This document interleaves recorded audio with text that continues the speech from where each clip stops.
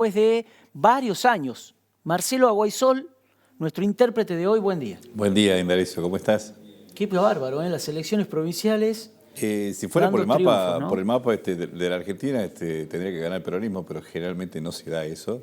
Hay que ver. Que los desdoblamientos precisamente tienden a fortalecer las gestiones provinciales. El caso de Perotti ha sido algo realmente no esperado por muchos, y particularmente por el socialismo, que estaba en Alternativa Federal, que estaba tratando de alguna manera de ubicarse y de pronto Claro. ha quedado, salvo en la Intendencia de Rosario que la sostuvo, por el resto ha quedado prácticamente desorbitado con vistas a las PASO y a las próximas elecciones, sobre todo, ¿no?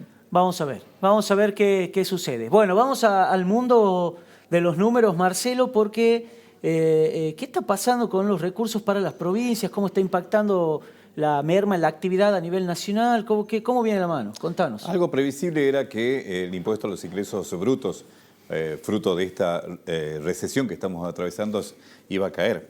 Pero no tanto en términos reales. Cuando hablamos en términos reales estamos hablando de deflactado, ¿no? Estamos hablando que con el impacto de la inflación, con el impacto de la baja y de la merma de la actividad, y el Instituto Argentino de Análisis Fiscal, que dirige el economista cordobés Nadine Lagañada, se había calculado que para el primer cuatrimestre la caída real de la recaudación de ingresos brutos es de casi 10 puntos. 10 y puntos. Es mucho. Muchísimo. Es mucho. Es mucho tomando en cuenta que por el caso de Tucumán, si bien tiene 2 puntos menos, casi 8% la caída real, implica una luz de alerta. ¿Por qué? Porque ingresos brutos significa el 80% de la recaudación provincial y por ende también hay una disposición a través del consenso fiscal que dice de que por lo menos a partir de este año y gradualmente en los próximos 3 tiene que reducir la carga impositiva a través de las alícuotas. Claro. ¿Por qué? Porque había llegado a 5 en promedio cuando se firmó allá en noviembre de 2017 y a partir de entonces tenía que ser una baja gradual.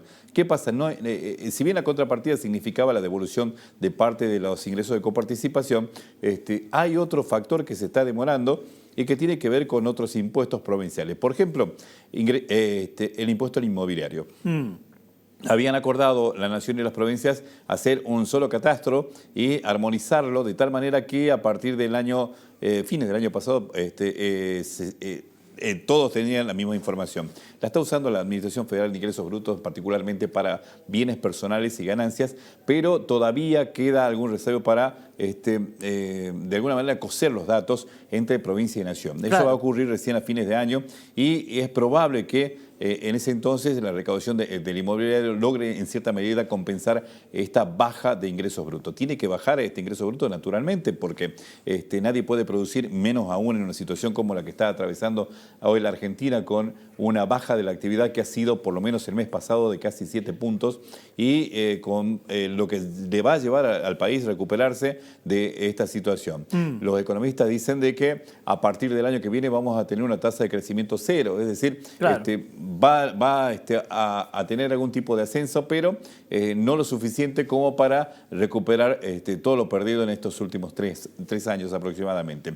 En suma, esta luz de alerta significa de que de alguna manera las gestiones provinciales van a tener que ajustar el gasto. De hecho ya se lo está haciendo a través de las obras públicas, que no son casi inexistentes en la mayoría de los distritos, y así, bueno, ya han pasado las elecciones aquí, así que no es un elemento gravitante a la hora de buscar voluntades, pero sí hay que pensar de lo que puede suceder en 2020, ¿no? Claro. Lo veníamos diciendo ya en otras salidas de los martes, pero no sé si usar la palabra ajuste, pero 2020 va a ser un año realmente para que el cinturón se aferre un poquito más y ver de qué manera se compensan los gastos y así evitar ese fantasma llamado déficit. Claro, y se podría esperar ya alguna merma real en el porcentaje de ingresos brutos en Tucumán. ¿Para cuándo? De hecho, se está haciendo eso. Hay actividades como, por ejemplo, comercio,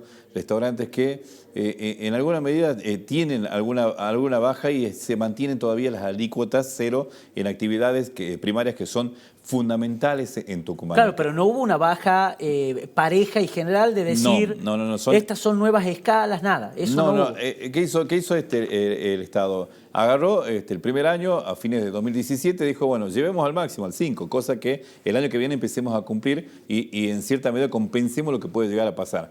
En el medio hay una inflación del 50-55% de cada año que ha licuado prácticamente ese incremento de recaudación y por lo tanto también ha significado que una merma de esto que estamos hablando de un 10% casi en el primer cuatrimestre de este año.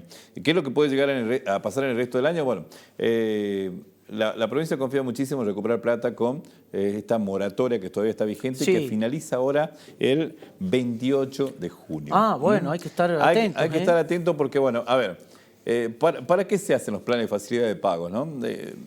Fundamentalmente, y esto es histórico, no es una cuestión de ahora, son solamente para los contribuyentes de impuestos patrimoniales. ¿Por qué?